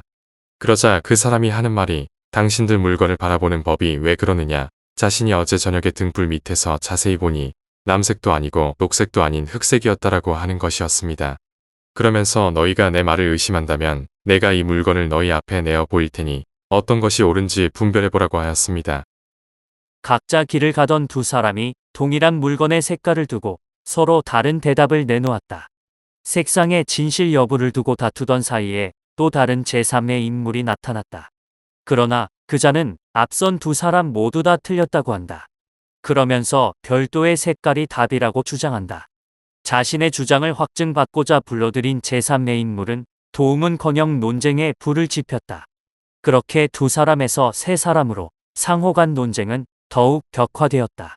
서로 자신의 주장을 굽히지 않았기 때문이다. 그러자 이 세 사람은 많은 사람 앞에서 물건을 내놓고 모두의 평가를 받아보자고 제안한다. 이어지는 글이다. 여러 사람이 다 보고 이르기를 이것이 맑고 흰빛이라 하니 그 세 사람이 다 이상하게 여기고 묵묵히 보았습니다. 그러면서 많은 이들이 만약 이 물건이 스스로 말할 수 있는 처지라면 이렇게 말할 것입니다. 너희 세 사람이 각각 자기의 눈으로 본 것만 옳으며 자기는 잘못되지 않았다. 이것은 너희 식견이 적기 때문이다. 각기 비치는 시각으로 다르게 보일 수 있다는 것을 알지 못하느냐. 너희 세 사람은 이것을 거울 삼아 앞으로는 옳고 그름을 변론할 때 홀로 자기만 밝고 그릇됨이 없고 잘못됨이 없다고 하지 말아라. 어찌 이 세상에 너희보다 식견이 탁월하지 않은 사람이 없겠느냐. 혹여나 다른 사람이 본 것이 자기가 본 것과 다르다고 어찌 그를 눈 없다고 하겠느냐. 다수에게 물어본 결과 기존의 답과는 또 다른 색이라는 대답을 듣게 된 것이었다. 세 사람 모두가 다수로부터 틀렸다는 평가를 받았다. 김창식은 이 이야기를 예로 들며 독선적인 주장을 견지하지 말라고 주장한다. 오히려 식견 확장에 힘쓰라고 권한다. 바꿔 말하면 겸손하지 못하고 독단적인 모습을 지향하고 물리치라는 일종의 자기 경계와 엄격한 점검을 의미했다. 이처럼 김창식이 목사가 되고 나서 가장 주의했던 것 가운데 하나는 바로 교만에 빠지지 않는 일이었다. 늘 겸손하고 겸비한 목회자가 되도록 자기 관리를 게을리하지 않았다. 그러면서 자신뿐만이 아니라 많은 교인에게 다음의 말을 건넸다. 예수 그리스도를 믿는 형제자매들이 믿음만 있다고 말하지 말고 마음을 연단하여 각기 공부를 더 많이 하고 자신의 식견을 확장시켜 나가길 바랍니다. 김창식의 위 비유는 자신의 주장을 독단적으로 내세우지 말고 무엇보다 모두를 겸손함으로 섬기라는 마음의 표현이었다. 김창식이 추구하고자 했던 올바른 목사상 가운데 하나는 바로 겸손한 자였다. 그렇게 김창식은 목사 안수를 받은 이후에 더더욱 겸손의 길을 한 걸음씩 내디뎠다. 한자리에 머무르지 않은 순회 전도자. 1901년 목사 안수받은 그해 김창식은 미 감리회 한국선교회로부터 새로운 지역에 파송을 받는다. 그동안 평양을 개척하며 수고했고 이어 삼화 지역을 정식으로 담당하며 한반도 북측 선교에 최선을 다하였다. 노블 및 폴웰 선교사를 비롯하여 그와 함께했던 한국인 동역자들의 수고로 미 감리회의 북한 지역 선교는 평양을 중심으로 그 주변에 확장되어 나갔다. 그리고 김창식은 평양과 삼화에 이어 수안 지역 담당자로 임명을 받았다. 이곳도 평양과 가까운 곳으로 황해도 내륙 지방이었다. 그런데 수안이 어떤 곳인가? 김창식 개인에게는 정말 뜻깊은 곳이었다. 그의 고향이었기 때문이다. 시골에서의 지루하고 반복된 생활을 벗어나 21살의 젊은 나이에 무작정 집을 뛰쳐나온 그였다. 그랬던 그가 이제는 최초의 한국인 목사가 되어 고향으로 돌아왔다. 20여 년 만의 귀향이었다. 새로운 세상을 경험하기 위해 도망가듯 서둘러 떠났던 고향을 다시 찾게 되었으니 감회가 새로웠을 것이다. 그러나 미 감리회는 김창식을 그의 고향 수안 안에서만 활동하도록 가만 놔두지 않았다. 1년 뒤인 1902년 수안에서 남동쪽 약 40km 거리에 위치한 황해도 신계에 파송했다. 당시 교회 행정구역상 신계구역은 수안과 서은까지 포함했다. 김창식이 선교 활동을 펼쳐야 할 지역의 범위가 더욱 넓어졌음을 뜻했다. 1902년 김창식은 가족을 이끌고 신계로 이사했다. 미 감리회의 북한 지역 선교를 책임지고 있던 노블 선교사는 당시 신계 구역과 관련하여 다음과 같이 언급했다. 김창식은 이 구역을 담당하고 있습니다. 이 충실한 형제가 이곳에 이 지역에 홀로 나서게 되는 것은 이번이 세 번째라 할 수 있습니다.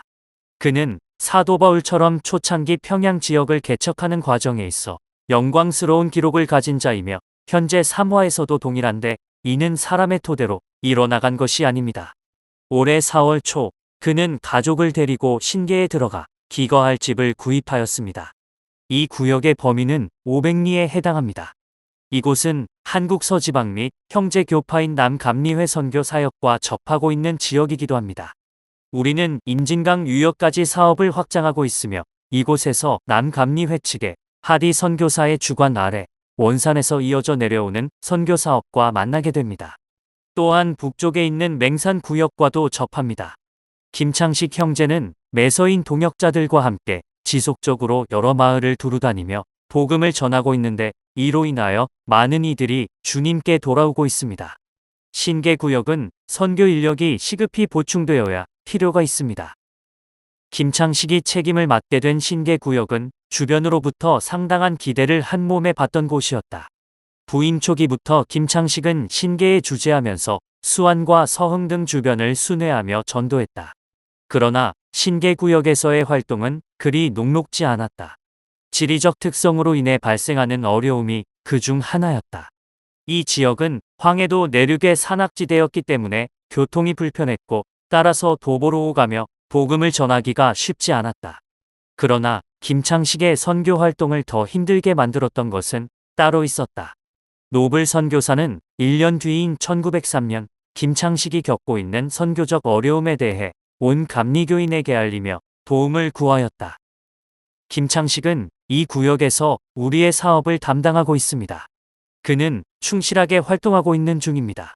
이 지역에서 우리 교회의 성장은 로마 가톨릭과 관청 사이의 어려움으로 인하여 일부가 지체되곤 했습니다. 로마 가톨릭 교인 상당수가 체포되었고 그 결과 우리 교인들도 관청 측의 일반적인 박해로 인해 두려움에 사로잡힐 수밖에 없었습니다. 김창식 형제가 따로 보고를 드릴 것입니다. 이 구역은 씨를 뿌리는 한 해였습니다. 김창식이 신계에 부임한 첫 해, 가톨릭 교회와 관청 사이에 마찰로 인해 미 감리회 선교는 일부 차질을 빚었다.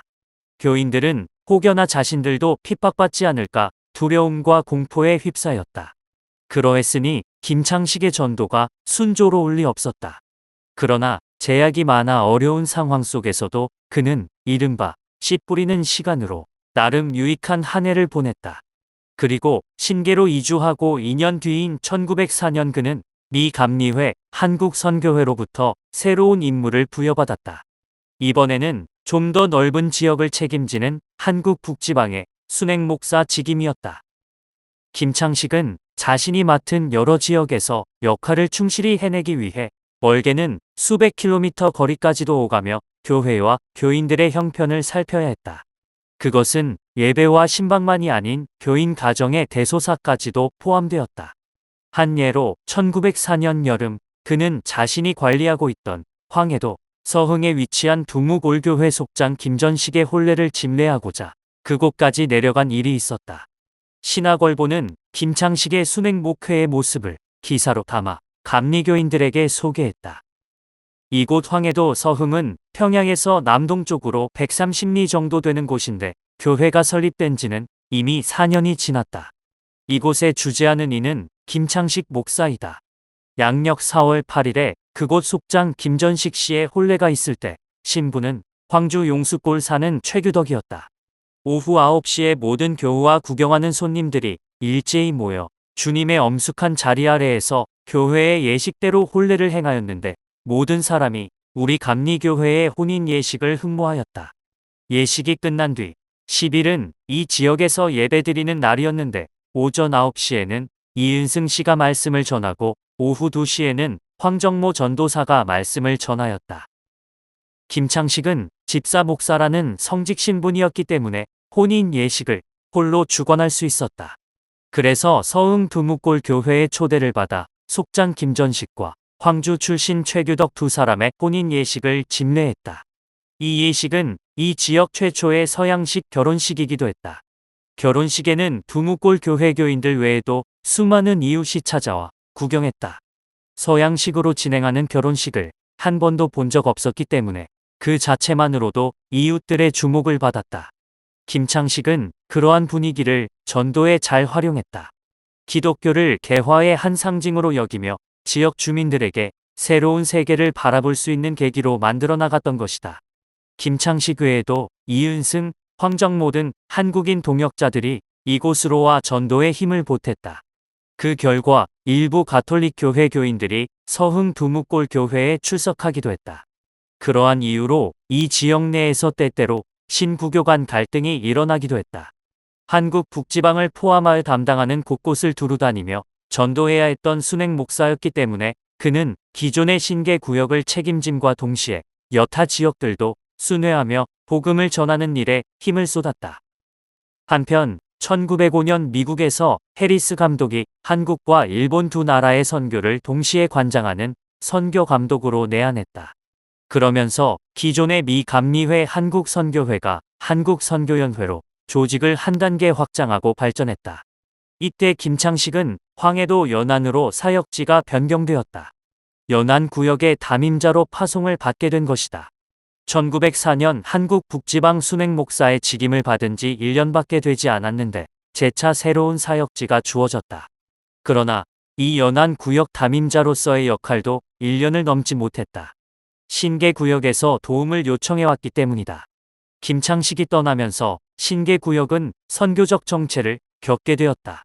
그러자 노블 선교사는 신계 구역에서 선교를 확장하기 어려운 상황을 타개하기 위한 방안으로 김창식을 다시 불렀다.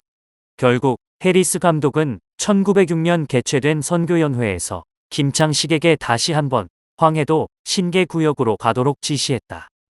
전도자로서의 김창식의 능력을 엿볼 수 있는 부분이다. 그렇게 김창식은 신계 구역으로 돌아갔고 그 구역의 담임자로 목회하며 복음을 전하는 데 힘썼다.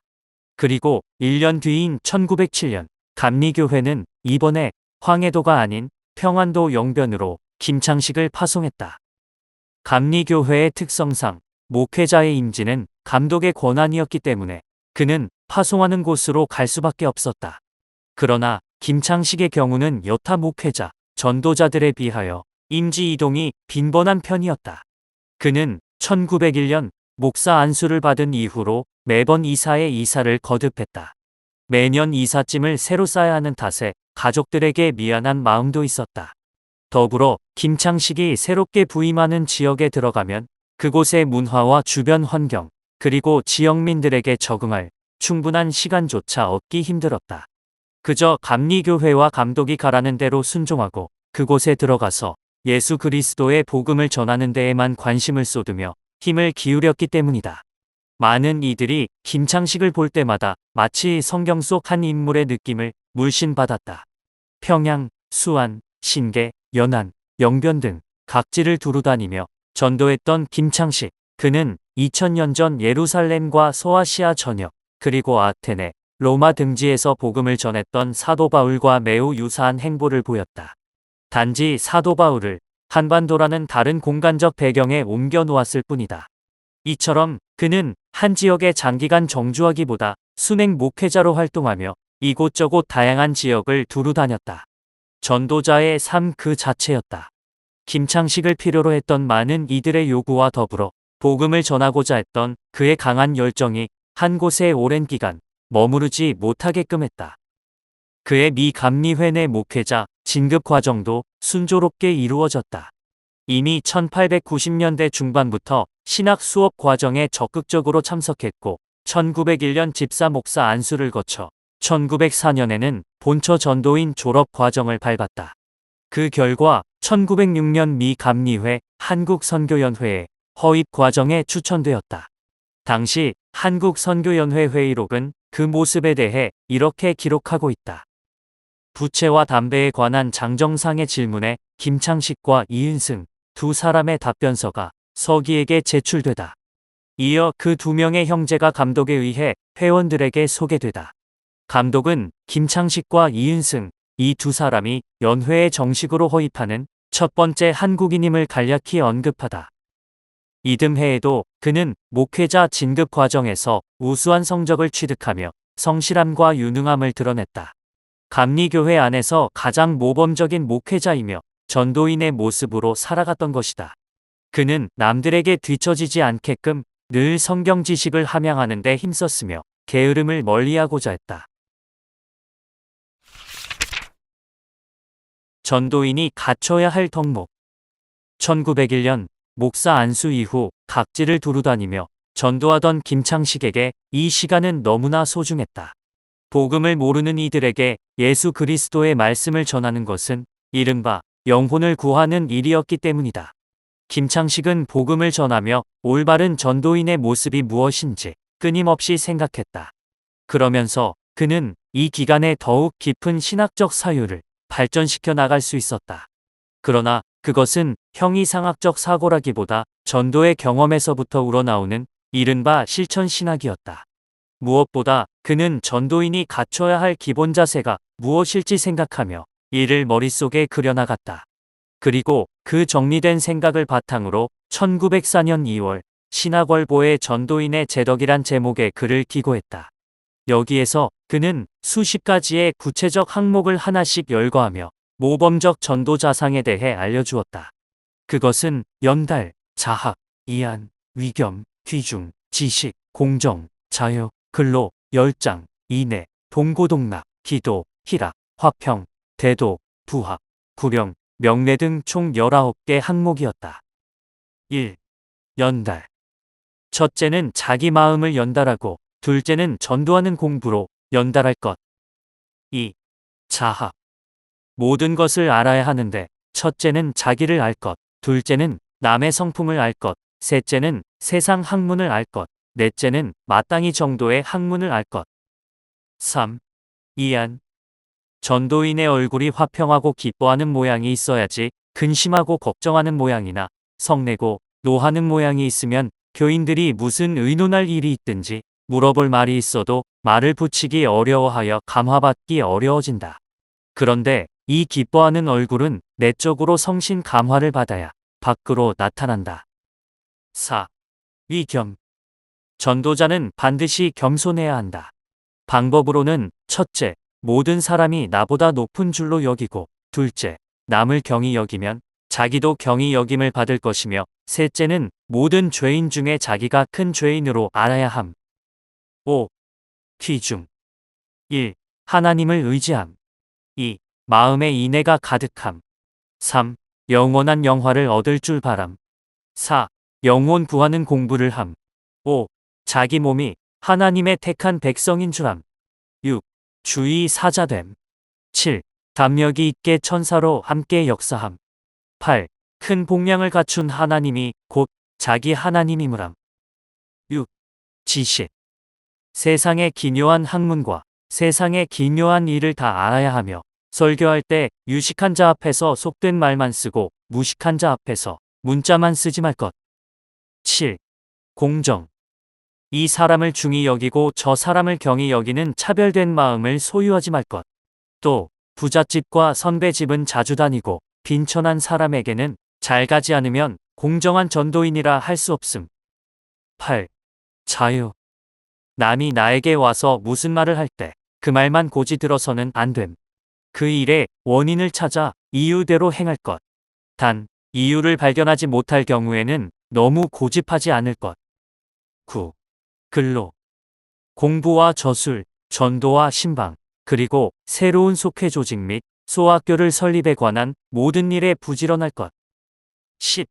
열장.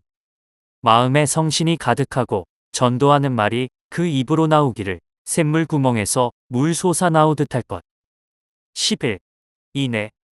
언문이 부족한 것은 용서가 가능하나 인애가 없으면 교인들이 견딜 수 없음. 따라서 전도인이 단문할지라도 인애만 많으면 능히 사람을 감화할 수 있음. 12. 동고동락. 교우의 고생과 근심함을 보고도 감촉할 마음이 없으면 안 됨. 항상 우는 것이 아니라 통곡하지 않으되 걱정스러운 마음으로 위로하고 기뻐하는 자를 만나면 기쁜 마음으로 인도할 것. 13. 기도. 수시로 기도할 것. 비유하자면 기도하는 것은 보배 앞을 열고 소중한 물건을 끌어내어 보는 것 같은 것. 동시에 성서의 깊은 뜻을 파악하는 도구. 14. 희락. 전도인의 집은 안락한 곳이어야 함. 늘 기뻐하는 소리와 찬미 소리가 나야만 지나가는 사람이 듣고 주의 일을 하는 자의 집이라고 증거함. 15. 화평. 자기 마음에 화평함이 있고 교회 중에도 화평하며 교우를 화평케 해야 함. 16. 대도.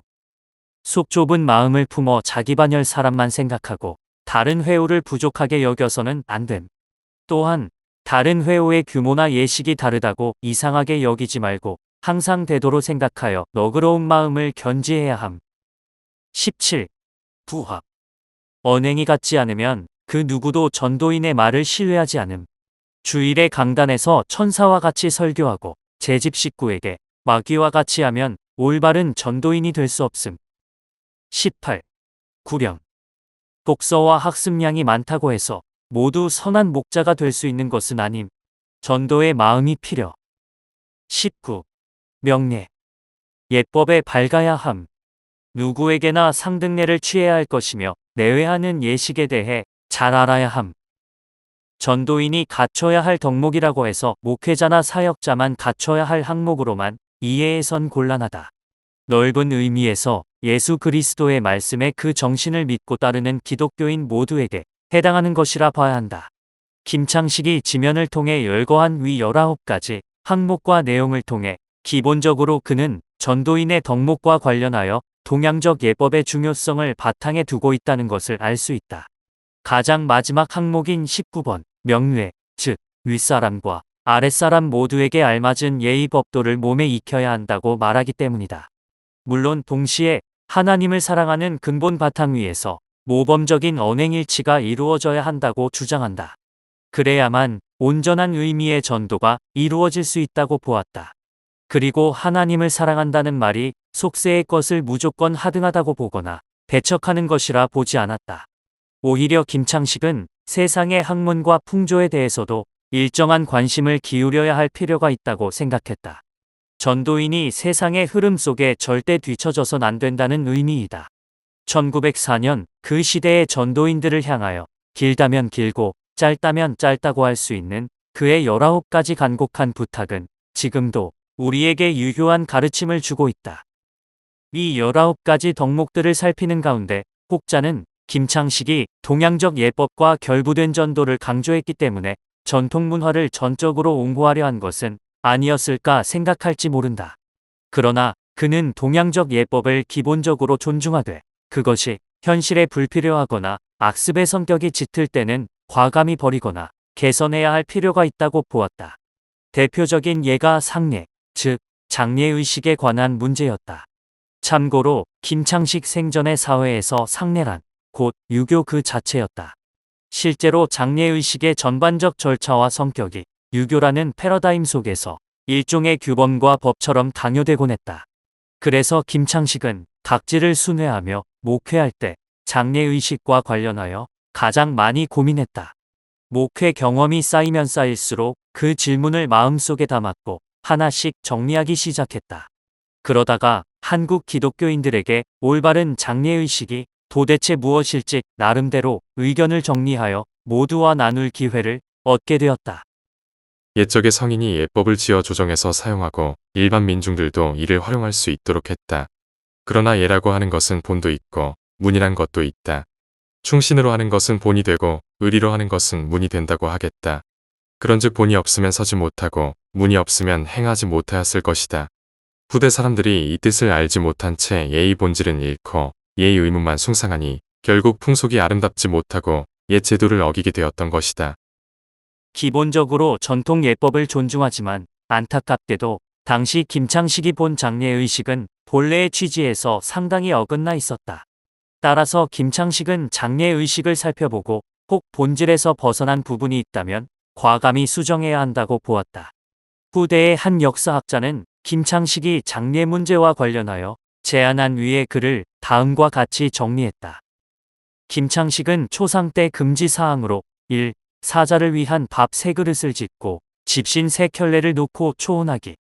2. 소렴, 대렴, 입관 날짜를 오래 잡기. 3. 목줄을 만들어 혼을 기접하기. 4. 초상집에서 야경하면서 장기, 바둑, 노름하기. 5. 과식과 시끄럽게 떠들며 즐기기 등을 들었다. 장례는 1. 여름에는 3일장 정도로 할 것. 2. 상여꾼을 최소화할 것. 3. 상여꾼들은 조용히 갈 것. 4. 명당을 찾기 위해 시체를 메고 수백 리 가는 망명된 일 대신 가깝고 쉬운 곳에 매장할 것을 권고했다.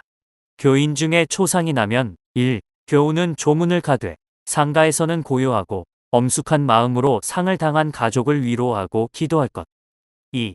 초상 담당자는 상주와 조용히 의논하고 시체 염습과 관곽 예비도 깨끗하고 조찰한 것만 따라할 것이지 허례허식을 피할 것. 3. 음식을 낭비하지 말 것. 4. 관곽은 잘 예비하고 무덤은 깊이 팔 것. 5. 어린이 장례도 관에 넣고 무덤을 깊이 파서 장사할 것을 권했다. 이처럼 김창식은 초혼, 조문 방법, 장지 선택, 유아 상례 등 기존의 전통 장례 예법이 비현실적이고 실용적이지 못하다고 비판했던 것이다. 동양 및 한국의 기독교인으로서 토착문화 존중과 기독교 목회자로서의 실용적 시각이 조화된 입장이었다. 남녀 문제에 관한 생각도 마찬가지였다. 남성과 여성이 서로 옳고 그름에 대한 분별을 찾아가는 것이 제일 떳떳한 일이고 아름다운 예절이다. 사람이 남녀 사이에 그 분별을 찾을 줄 모른다면 어떻게 경유에 밝은 자라할 수 있겠는가. 따라서 사람마다 남녀 간 대할 때 서로 조심하고 얌전한 모양을 찾지 않은 자 없다. 남녀 상호 간의 경유를 바르게 하려면 서로 사랑함이 있어야 하고 서로 공경하는 마음이 있어야 한다. 또한 서로 대접하며 서로 도와줘야 할 것이다. 사랑하는 것 없이 외모로 예의만 찾아 행하는 자는 실수가 많다. 성경에 말씀하기를 사랑하는 것은 모든 계명을 다하는 것과 같다 하였으니 사랑함으로 행한다면 보기 싫은 모양이 하나도 없을 것이다. 남성과 여성은 서로 공경해야 할 것이다. 남녀 간 서로 공경하는 예의를 세워야 한다. 이 예의는 나라의 율법으로 세운 것이 아니다. 모든 사람이 각각 제 양심에 따라 임의로 세웠다. 그러므로 누구든지 양심을 좇아 행하지 않는 자는 남녀 사이에 옳고 그름에 대한 분별도 모르는 자라 할 수 있다. 우리 동양 풍속에 여자가 남자를 공경하며 대접하는 것만 알고 남자가 여자를 공경하며 대접하는 법은 알지 못한다. 이를 서양의 어떤 나라 사람이 보면 분명히 야만적인 풍속이라고 할 것이다.